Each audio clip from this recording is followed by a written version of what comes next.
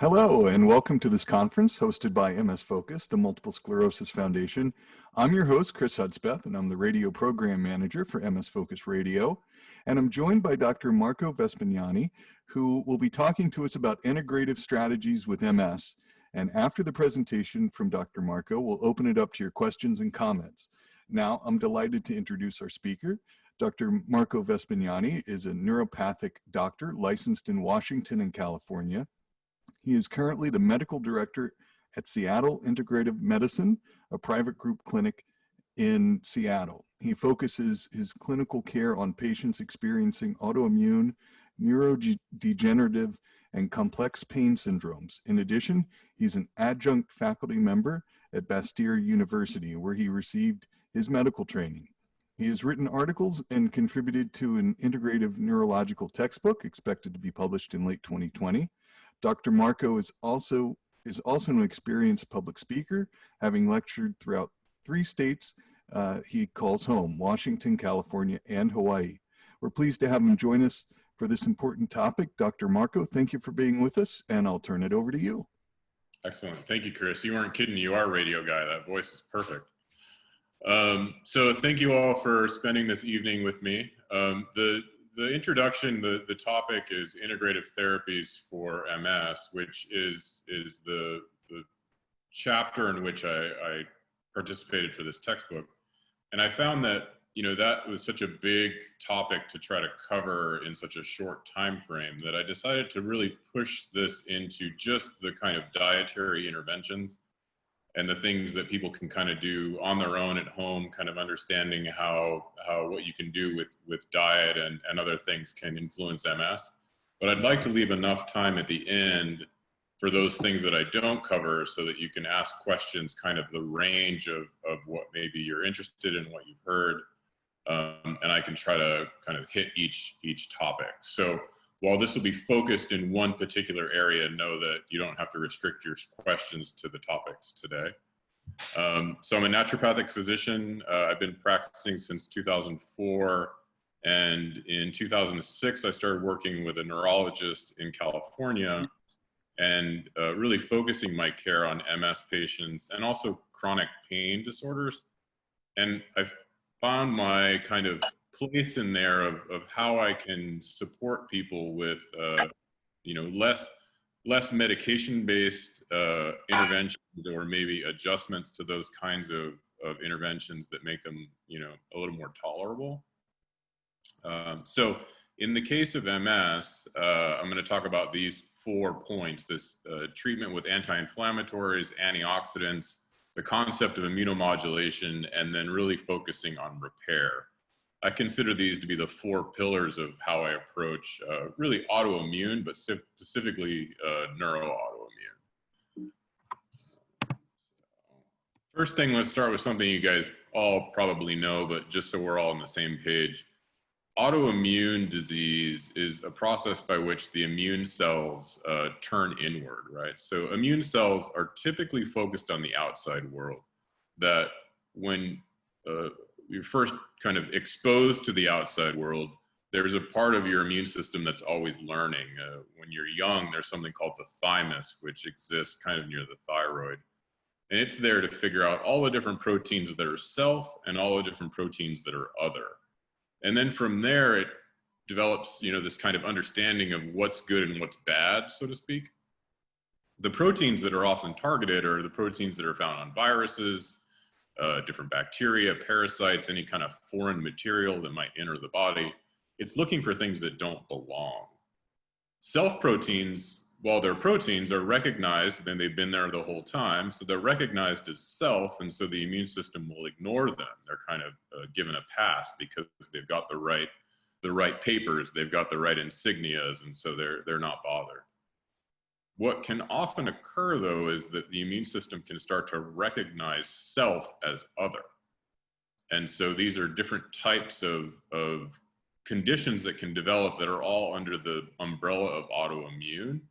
So you may hear the term autoimmune for something like the thyroid or the vessels or the nervous system. MS is specific to the central nervous system. It's an autoimmune condition that goes after that tissue that's deep within the body. And more specifically seems to go after the myelin sheath, which is this protective coating. It's kind of like the wire or the insulation around the wire.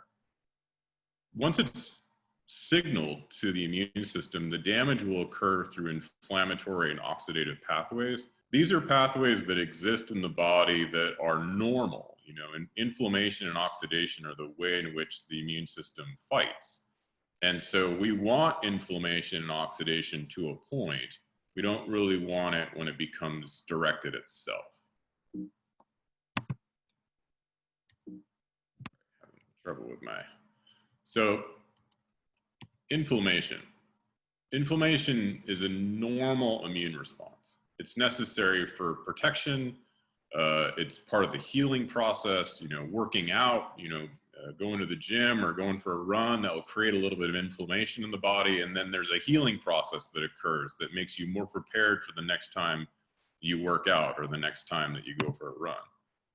In an autoimmune state, this normal process becomes abnormal, and that it has a feed forward process where there isn't a turnoff. These proteins aren't a bacteria that shows up for a week. It's a protein that exists in the body. And so this feed forward mechanism leads to damage. And so the more persistent that signal is, the harder it is to heal from it.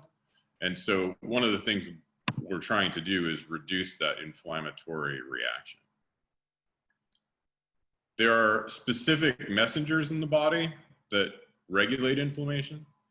There's things that come from the inside, these states of prostaglandins or cytokines, these little whispers from cell to cell. There's changes in hormones, things like insulin or cortisol that can affect the way inflammation is signaled. And then there's inflammation that can be regulated from the outside. There's things that can make inflammation worse or better based on kind of how it gets into the body. In terms of reducing inflammation, a lot of us are really familiar with the drugs, you know, these things, say prednisone or ibuprofen or naproxen or, you know, diclofenac or some of these medications that are anti-inflammatories, aspirins. It's interesting to think that a lot of these came from some natural compound that then was discovered to have this quality and then extracted to use the most effective form for that. And so we'll talk a little bit about, you know, what these natural anti-inflammatories are and how to work them into your system. Oxidation is a process by which it's really kind of a electron oxygen process, but you can think of oxidation as like rusting or breaking down, something that's exposed to some kind of damage, especially things that are high in fats. So, you know, the brain, which is a fat-rich compound, oxidation moves very well through that state. There's so many carbon chains that it can kind of bounce from carbon to carbon. And so when you have oxidation in these environments, you really need things that are antioxidants to try to deal with that. So you can think of, you know, an oxidative process if you're parking your car at the beach and just letting all the salt water, you know, and sand and everything hit that steel, and then never polishing it, never washing it, and seeing it slowly break down, versus, you know, every time you go to the beach, taking it to the car wash and getting all the sand and salt off of there and then putting a nice coat of wax on. You know, in those two states, one vehicle is going to last a bit longer.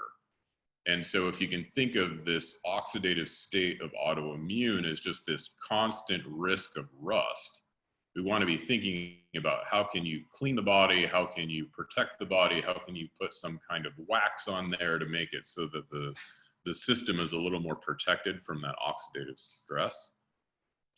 It is a natural process. I mean, the immune cells actually carry these hydrogen peroxide and bleach components within them to break up any kind of cellular material that they don't like.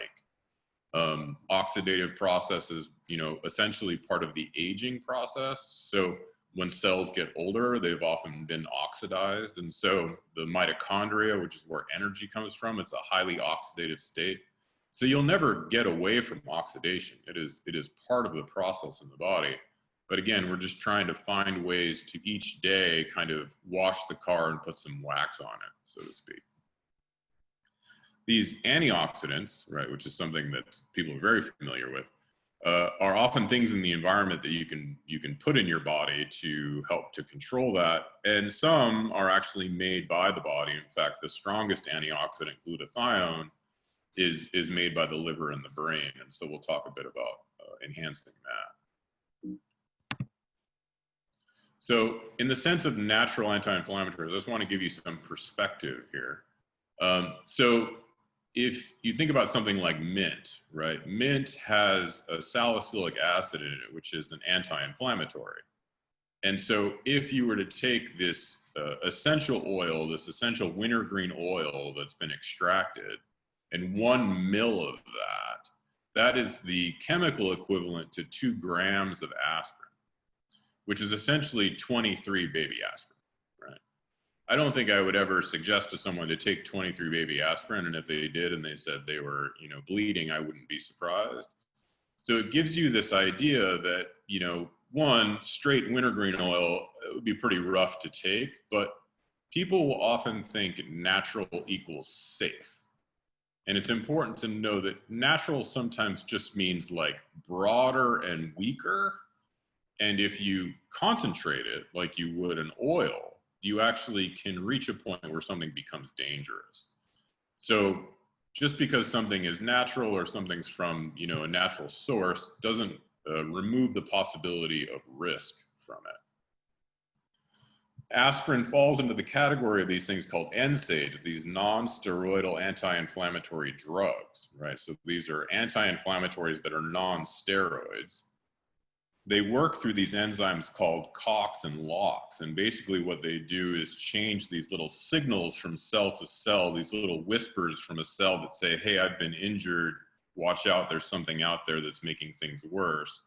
And so that inflammation can kind of spread through the system, almost like a slow moving forest fire where each cell is like a tree that's trying to communicate to the tree next to it that there's a problem coming.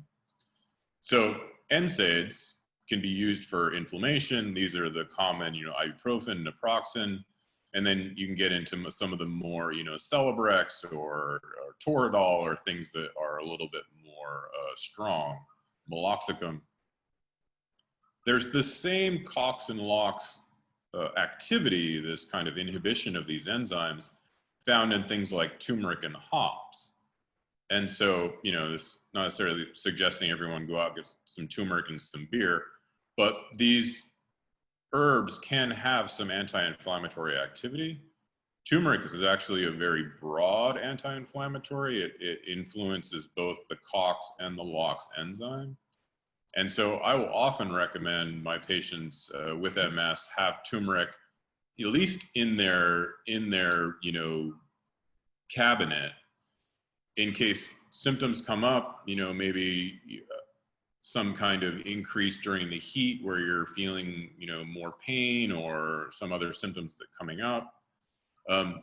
I wouldn't suggest that turmeric would be a replacement for a Solumedrol drip or anything along those lines, but getting a little bit of anti-inflammatory activity into the system can be helpful. And turmeric is very safe. It's a food. It can be extracted into these different supplements that have something called curcuminoids in them, or curcumin. That again is the most kind of active component of that turmeric and has most of this activity. So you might see, a product that says turmeric that's standardized to 95% curcuminoids. That's basically just saying, here's this herb. We found this component of it that's the most effective. Let's boil it down to that single component. And so turmeric is something that can have anti-inflammatory effect there. Different oils, these omega-3, 6, 9 oils, how they break down in the body can change the way these prostaglandins are signaling. So a diet that is, say, low in omega-3 and maybe high in something called arachidonic acid, which is a different oil altogether, may create a situation where when a cell breaks or when there's an inflammatory signal, that cloud of inflammation is much stronger than it would be if there was a higher amount of omega-3s that might kind of blunt that response. So in some ways, these are things that you can kind of do on an everyday basis to try to reduce the tendency towards inflammation. And then again, as I mentioned, these non-steroidal anti-inflammatories, the strongest, tool in the toolbox here is these steroids, right? And many of you have direct experience with this particular compound being used for a flare, maybe a 3-day solumedrol. And so this steroid, that prednisone, is a kind of purified version of cortisol, which is something that the adrenals make. And so it is possible to make a little bit of this steroid every day, right? Your system is making cortisol all the time to regulate your blood sugar. And so if you were to do some research on things like particular diets, specifically something like caloric restriction, the thought there is that because there are states of fasting that occur, intermittent fasting or caloric restriction, that individual's cortisol response is more frequent and stronger than someone who's eating sugar frequently. Cortisol's job is to raise the blood sugar, and so if you're getting blood sugar through, say a candy bar, your cortisol is not going to respond in that state. But if you're restricting calories, that cortisol response is going to be there.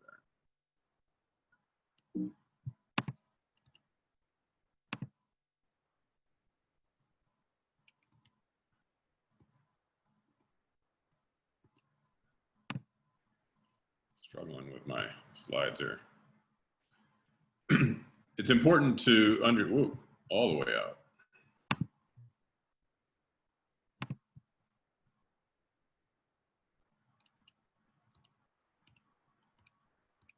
Sorry about that.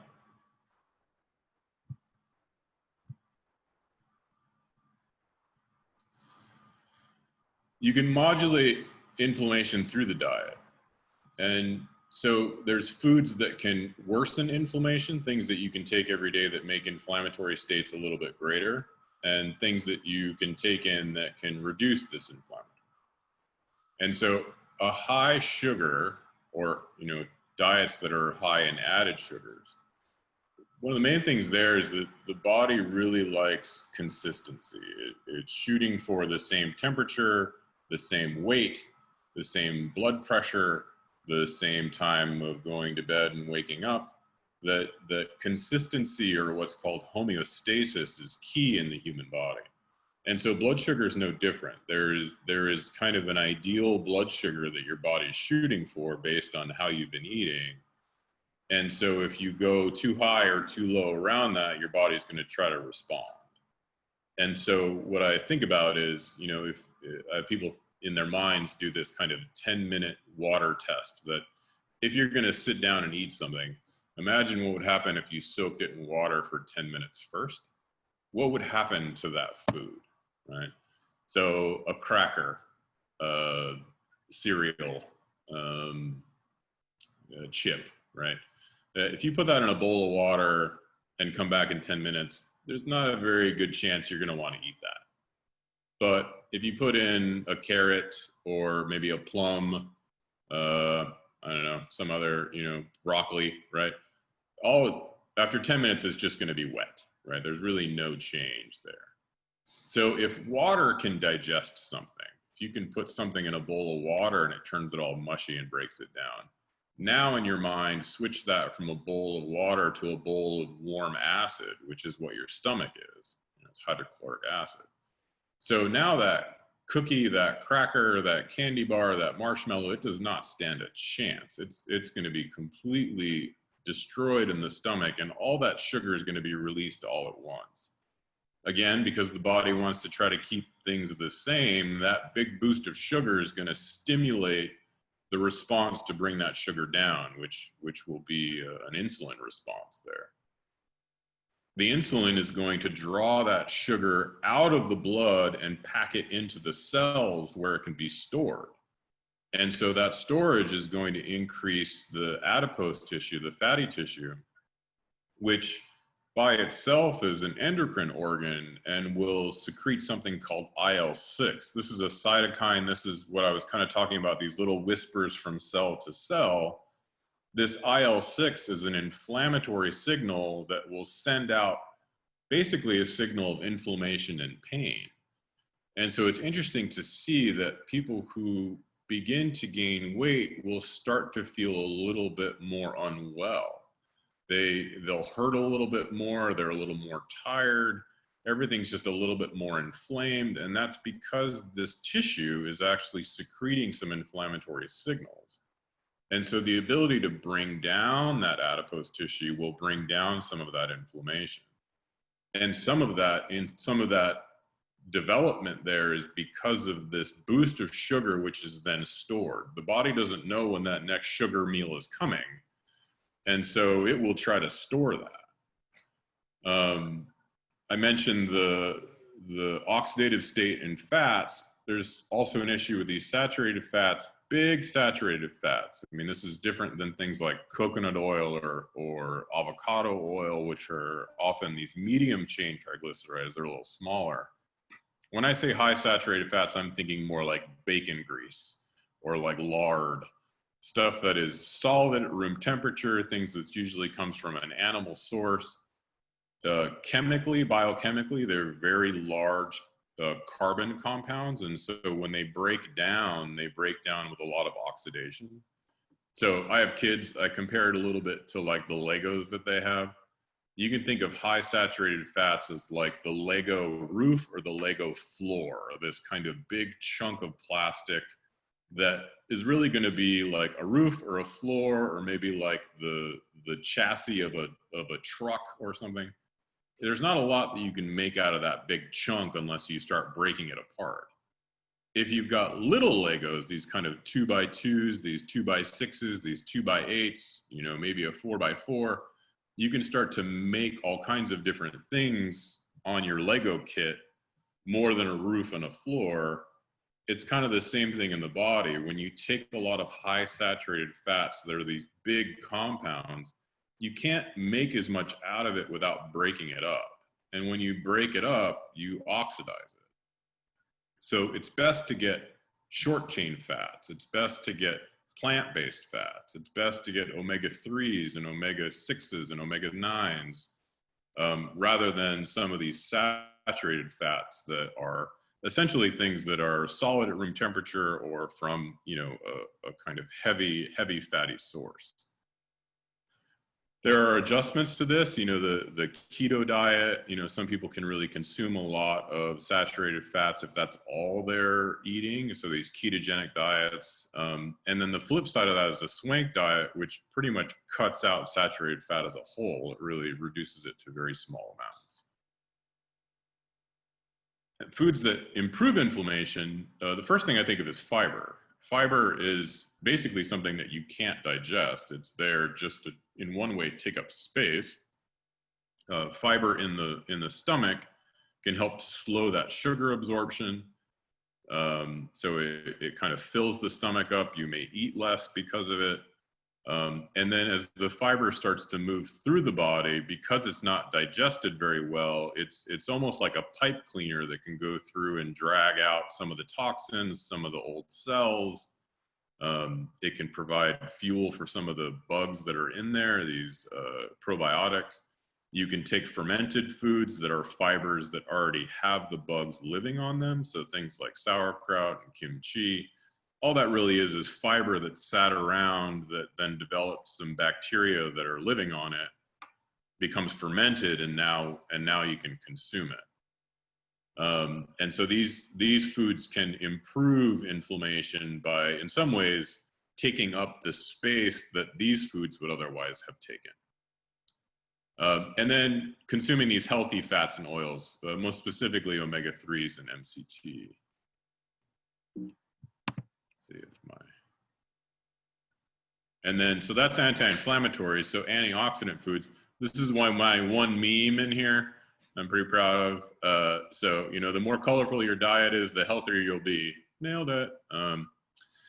You know, the interesting thing to think about when you look at this is, yeah, there's something attractive about this, right? These somehow look good, right? These colors, they're bright. They kind of, you know, for those of you eating jelly beans and you're like, oh, there's some good flavors in there that you like. But it's important to recognize that that color that's reflecting back at you, that thing that's drawing your attention, is not based in a real kind of healthy compound, right?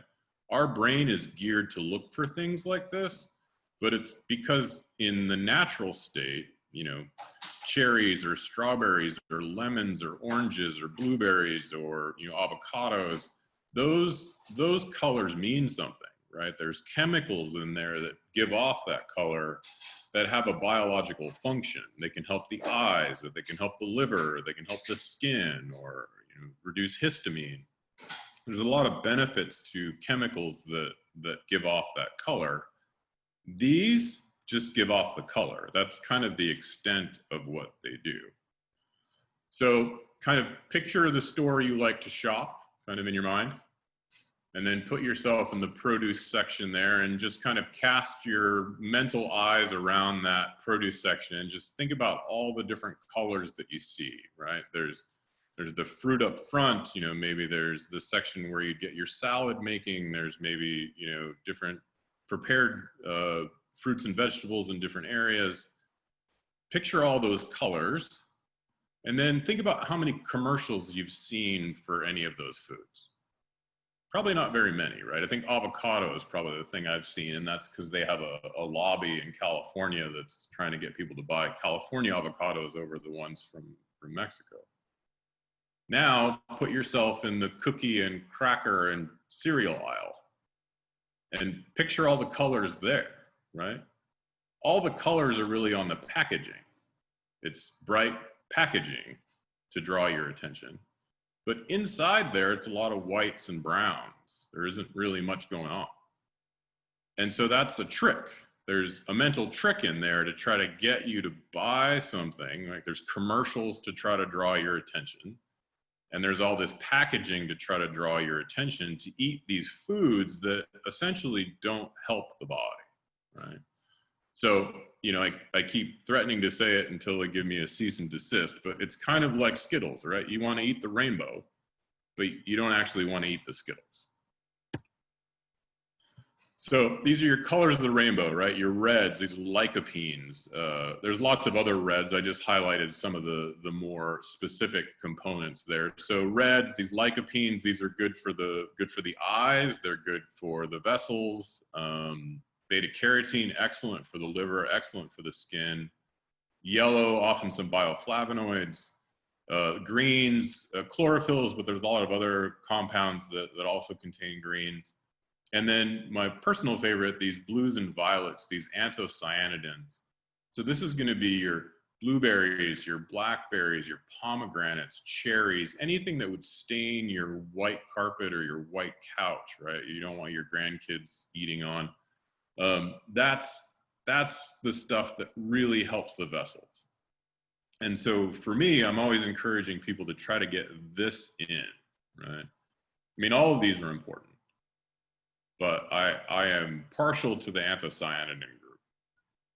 Very strong antioxidants, you know, they can get into the brain, they can help the brain, they can help the vessels there.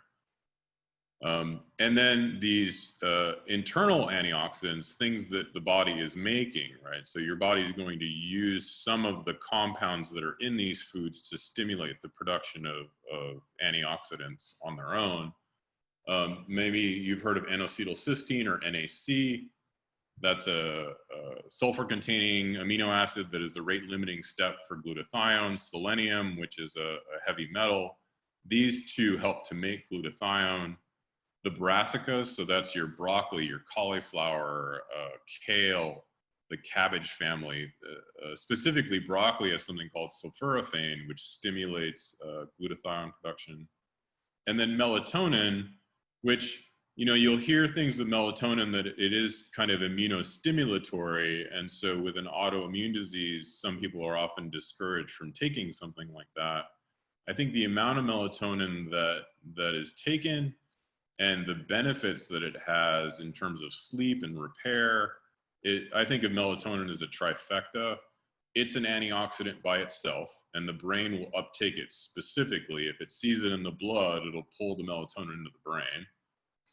It will stimulate glutathione production within the brain, and it helps with sleep cycles that are healing and kind of, restorative to the brain itself during sleep. So the benefits to melatonin, if someone can tolerate it, I think outweigh any concerns about immunostimulation. Exercise immunostimulatory, I don't think I would discourage someone from exercising because of their autoimmune condition.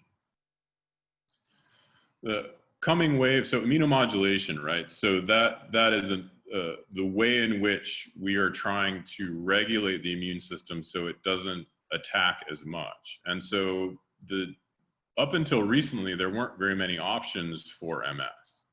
And now there's many, many treatments, and a lot of these fall into this biologic category, which is an immunomodulatory process. So as an example, so these are often proteins that target other proteins within our body to try to turn off signals. And so some examples, this Ocrevus, the ocrelizumab, is a CD20 target, so that affects the B cells, so there's less production of the proteins that would bind. Lemtrada, this alemtuzumab, CD52 target, so this is part of the kind of surveillance mechanism in the body. These CD52 cells are out kind of looking for who doesn't belong. So if there's a tag on them where they can't recognize as well, they're not as likely to recognize self. And then there's some diet and lifestyle approaches to immunomodulation. And that's kind of where I focus in. You're essentially shooting to make the immune system smarter, in a sense, less reactive to self. So vitamin D is the main piece of that. Vitamin D is kind of graduate school for the immune cells. It helps teach cells to differentiate who am I and what am I supposed to be fighting? What role do I play in this situation? Some of the cells that develop an autoimmune, they live about 6 months, and then they pass their information on to their daughters, who then will fight for the next 6 months and then pass their information on to their daughters. So there's kind of generational learning that goes on. And so if you can make your vitamin D level more steady throughout these 6, 12, 18, 24, 30-month intervals, the immune system will become, in essence, kind of smarter, more differentiated, more able to kind of fight the right fight. Specifically with vitamin D, it can also reduce some of the overall risk of infection. One of the concerns with MS is just getting sick. And so, how do you not get sick? Vitamin C, vitamin D, good exercise, good sleep, low stress. These are all things that help the immune system regulate itself. And then there's the innate immune system, which I kind of think of just the border of the body. And most specifically, one of the most open holes we have is the gut, right? Anything that you put in your mouth is from the outside, and now it's going to be slowly absorbed into the inside.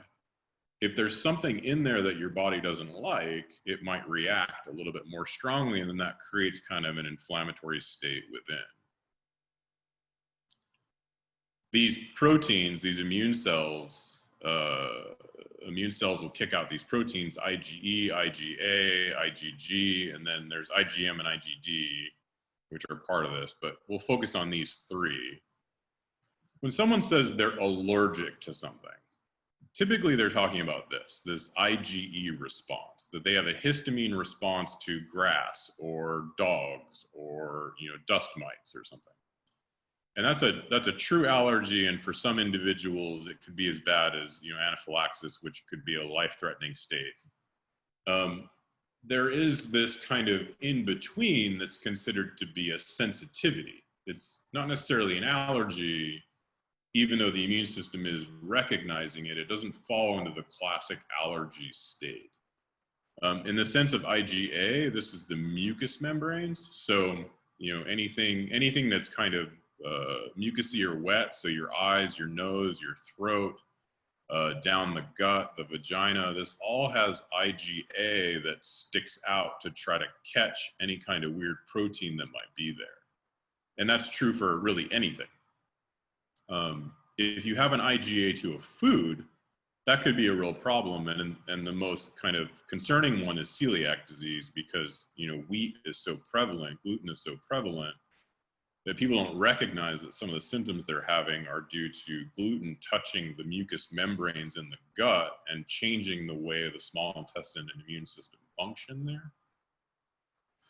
A more common kind of immune sensitivity is these IgGs. And the biggest concern with IgGs is that we don't really know how clinically relevant they might be, right? That for some individuals, having an IgG to something like dairy might be the thing that makes them feel really bad. That having some dairy gives them headaches and fatigue and maybe exacerbates some of their MS symptoms. There could be another individual with an IgG to dairy who recognizes nothing at all when they eat dairy. So you can't necessarily draw a direct clinical line from a result on a test to a clinical symptom. But the IgGs do point out that your body has recognized some kind of protein from a food, and that by itself is a little weird. Anything that you eat should be so digested, so cooked by the acid, so broken up by the small intestine, kind of regulated by the absorption in the gut, that you would never pick up any one piece of protein that would look just like cheddar cheese. And yet people can have an IgG to cheddar cheese. So it's important to know if you have any of these, because if you're eating something that's creating a response, that could create some background inflammation, which is one more kind of level of inflammation you don't want.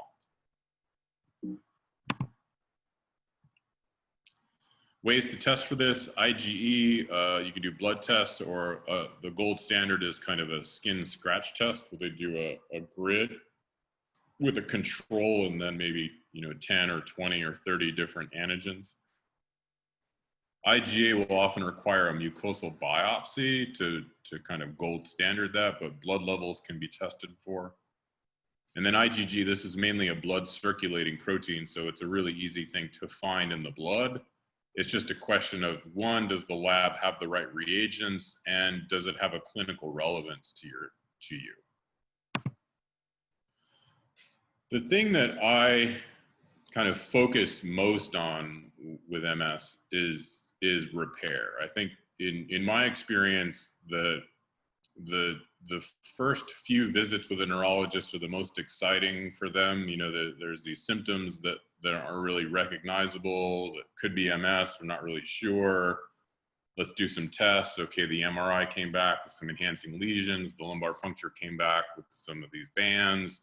We think you have MS. Here's some, medications that are options. Here's some symptom management. And then people get kind of put in a holding pattern, come back in 6 months with an MRI, come back in a year. There isn't a lot of kind of emphasis put on what you can do in between these visits to make sure that your body's getting better. And that might be different from practitioner to practitioner for sure. But I find that the diagnosis and management of MS it can often be put in kind of for lack of a better word, kind of a rut. So for me, it's important to address with each patient that repair is what you're shooting for. You want the body to heal. The reason those lesions are on the brain is because that's healed. That's scar tissue that showed the body tried to heal the damage that was done. And so as long as you're breathing, you're healing. Your body's always healing.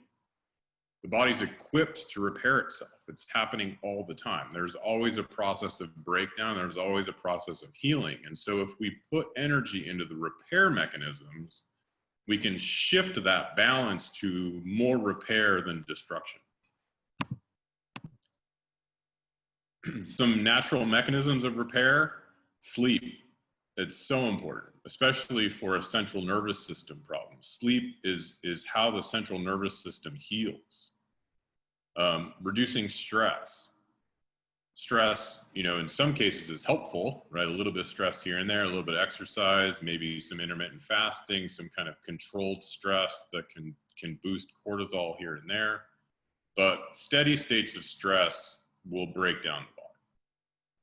Improving circulation and blood flow, making sure someone's well hydrated, that it's important to think that anything that you put in your body has to be changed in some way, really except water, right? Water is this universal solvent that comes in and everything gets put into it, right? You're cleaning out the waste with the clean water that you put in. So if you drink coffee or juice or milk, there's water in there, but the body has to pull that water out and kind of digest the other things. If you eat a cucumber, well, that's a really great thing to eat. The water in there has to be kind of extracted from that cucumber, the fibers and everything else. If you drink clean water, the body will just take that in and dump some of the waste that it has in it, and then it just moves right on out and it cleans your body out. So water is really important. Drinking too much water can be a problem, so you definitely want to regulate how much water you're drinking, making sure you get enough electrolytes, but you almost have to be trying to drink too much, but it's possible. And then there's nutrients that are focused on repair, and so one of the areas I kind of focus on is methylation. Methylation is a process by which things are, a methyl group, which is a carbon compound, is added to chemicals in the liver and can make, in the DNA, it can turn things on, it can turn things off, it works in the brain. You may know these methylators more as B vitamins, your B12, your B6, and folate. So having enough methyl donors, enough of these components that affect methylation is a way to repair. Anabolic hormones, these are the hormones that help to build. And so for women, that can be something like DHEA. For men, it's testosterone. There's some other, anabolic hormones that can kind of adjust that a little bit. And these anti-inflammatory hormones, most specifically things like cortisol. People often ask, what supplements should I take? You may not need to take any, but the supplements that I generally recommend for MS would be making sure vitamin D levels are steady. There's a test that can be done to see what serum vitamin D levels are. Again, this affects immunomodulation. It changes kind of the response in the body. Probiotics, which help with the natural microbiome in your gut. It helps with this border protection, what comes into the gut. There's proteins called defensins that are in the gut that create this web, this barrier. Omega-3 oils, I mentioned the anti-inflammatory component of that. And then because the neural tissue is so rich in fat, having these correct oils, these omega-3s, can help with that repair. And then alpha lipoic acid, it's an antioxidant. It's specific to neural tissue. It's something that can help with neuropathy. It's something that can help with blood sugar. It has some clinical usages. There are some studies right now that different MS clinics are doing on 1,200 milligrams of ALA to see if it can slow progression of MS. So the methylation, this repair, detoxification, these active B vitamins, B12, B9, and B6. So in summary, diet and lifestyle can influence inflammation and oxidative pathways, which are the main part of the autoimmune kind of destructive process. Inflammation can be made worse by eating certain kinds of immunogenic foods, so trying to avoid foods that stimulate inflammation. Antioxidants in the diet have this kind of 1-2 punch. They replace foods that are, more destructive, things like sugars or others, and they have this ability to regulate the oxidative damage, this rusting that's occurring. And, a healthy diet, standing in that section of the produce section and really thinking about all those colors and trying to consume those colors on a regular basis makes it so supplementation is less important. But there may be some supplements that might be of benefit. specific to what's going on for you. Some labs that will do these IgE, IgG tests that I discussed. Different cookbooks that look at whole foods, lots of colors, lots of, non-processed foods that can be helpful. And then a couple recipes. These are some nut burgers that I love. We actually just had these the other night. And some vegetable soup, just ideas of things that you can consume on a regular basis that have all of these phytonutrients, right? So you've got these sunflower seeds and walnuts rich in oils, these herbs, carrots and tomatoes.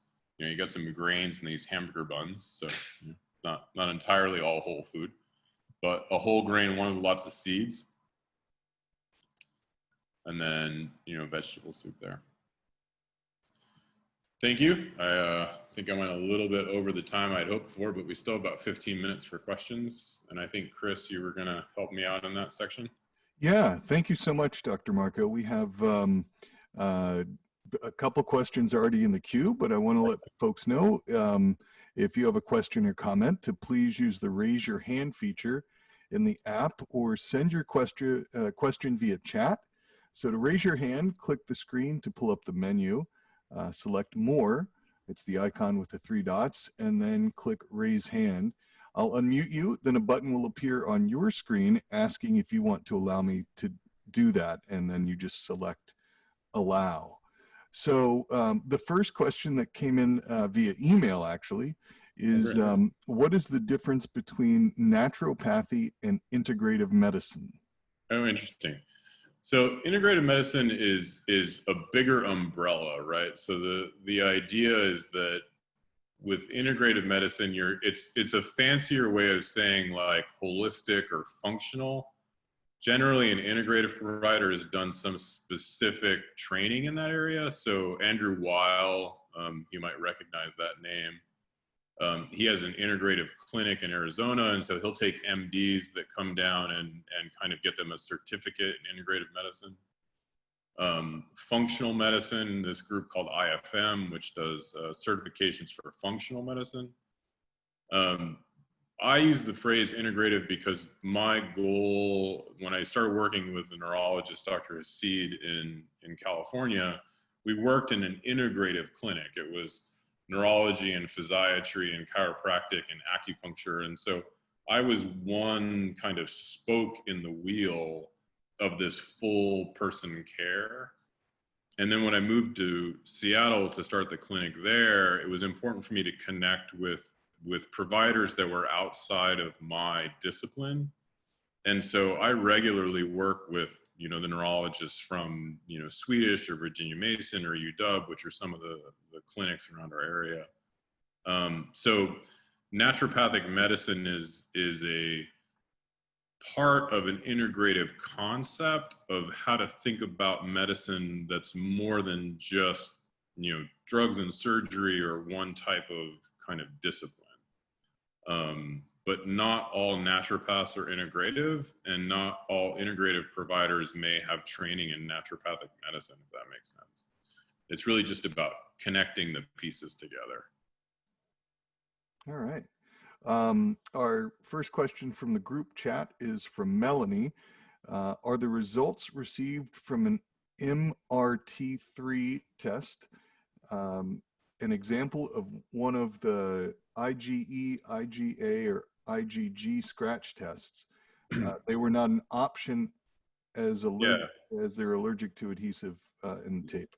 Yeah, kind of. These MRT, so I think I'm trying to think of the lab that first developed that. And so what they're looking for is, so the IgG response is a particular technology that's called ELISA, and that's kind of a uniform technology across all labs. So anytime you get a test for even these COVID tests that are coming out, those are IgG and IgM tests that use ELISA to try to identify if you have these antibodies. So ELISA technology is a particular kind of lab technology. The MRT technology is kind of unique to a couple specific labs that aren't CLIA certified. So you don't necessarily have this kind of technology across the board in all labs. I have had patients who've had these tests done and have been able to find their allergen that wouldn't have been found any other way. I've also had people present with tests that were so complicated that there was really no way to figure out what someone was supposed to do with that information. There was a lab called Neuroscience we used for a while that used MRT, and there was one of the reagents was potato salad. And I always thought, like, whose potato salad? And like, is there mayonnaise? Like, there's just so many, like, it's not like, what is potato salad? So some of the labs that use that are kind of less reliable than others.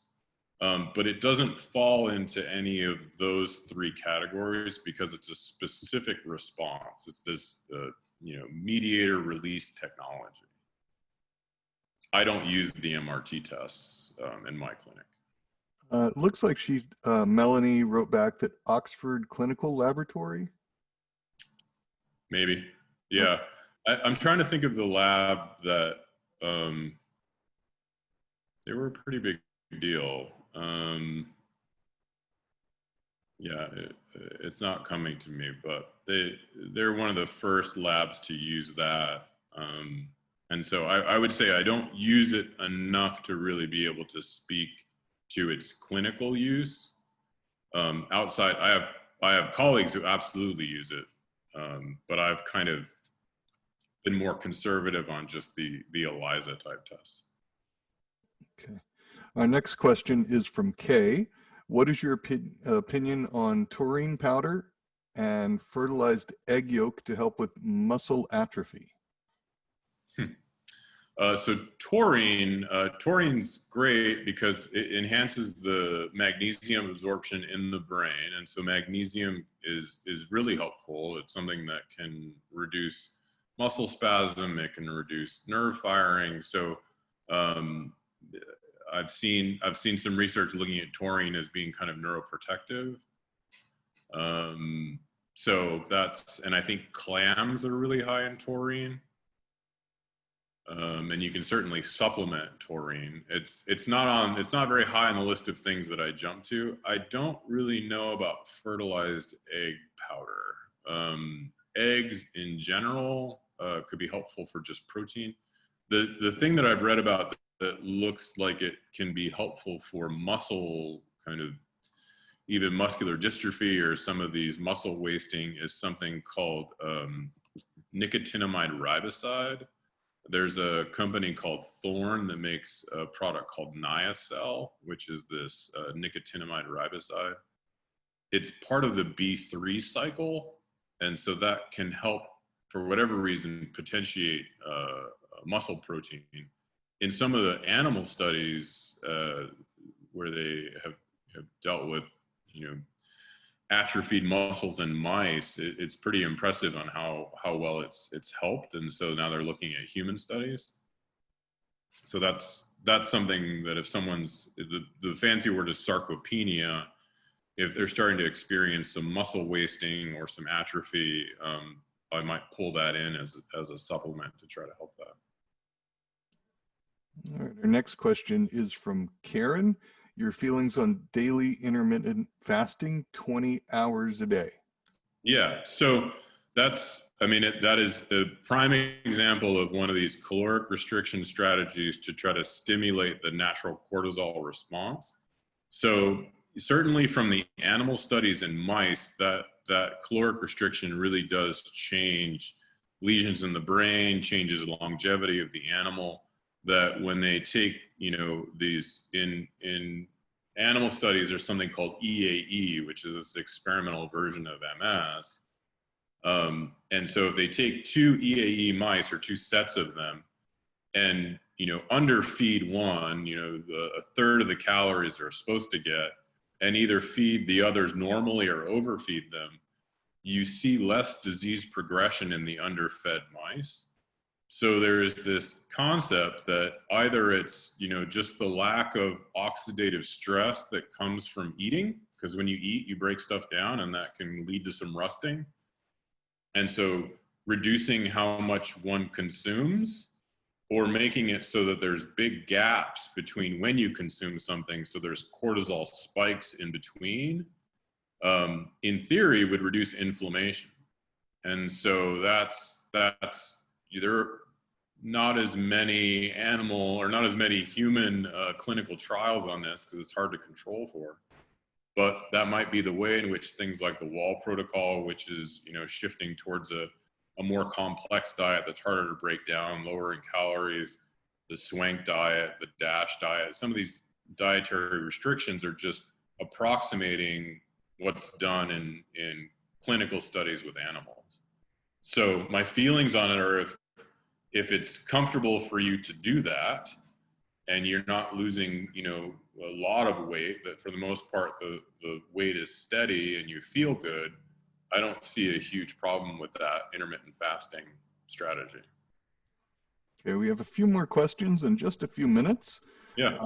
So what do you think of biotin in large doses for helping the immune system? This is from Judy. Yeah, so the interesting thing about the biotin is that it for me, it never really made a lot of sense of how it was working, but I did try it with a few patients. I didn't see much clinical benefit from it.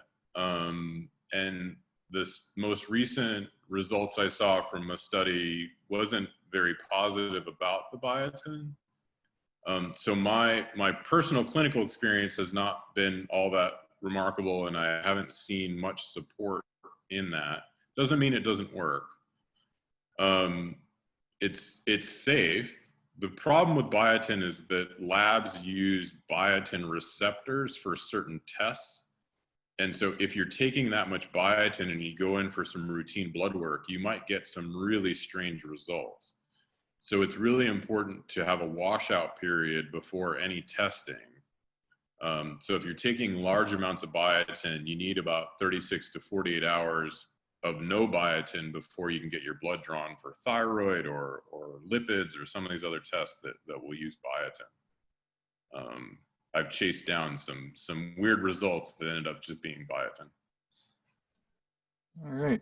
We have two questions. Well, one question and a follow-up from Carol.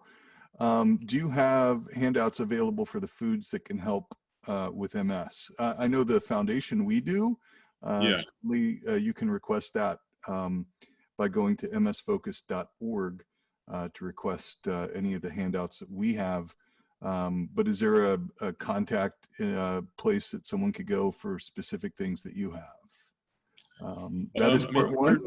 Yeah. You can certainly send an email to the info address there. I don't know if I have one of the first things that a lot of my visits consist of is someone telling me, you know, I have MS, tell me what to eat. And I always have a little bit of trouble with that kind of black and white distinction, because I think, one, you know, everyone's diet's a little bit different, kind of your comfort foods, what you like. And everybody's sensitivities can be a little bit different. So it's hard to say across the board that this is an MS-friendly food. I used to be really restrictive about dairy. I kind of had this belief that all MS came from dairy all the time.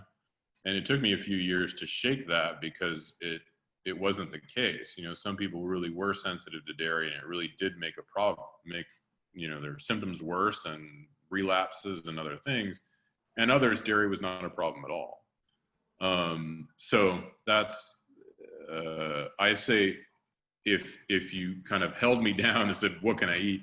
I would say things that are high in color, plant foods that are rich in colors and rich in fibers, and that most of the plate should be that, you know, consuming a lot of plant foods. And then from there, kind of branching off into those foods that are more specific to what you like. And she had a follow-up question. Are shellfish good for MS, such as crabs, oysters, shrimp, and clams? They could be rich in cholesterol, which is something that can help to rebuild myelin. They have protein in them. Some of those organisms are dirty. You know, they're kind of cleaning up the ground, right?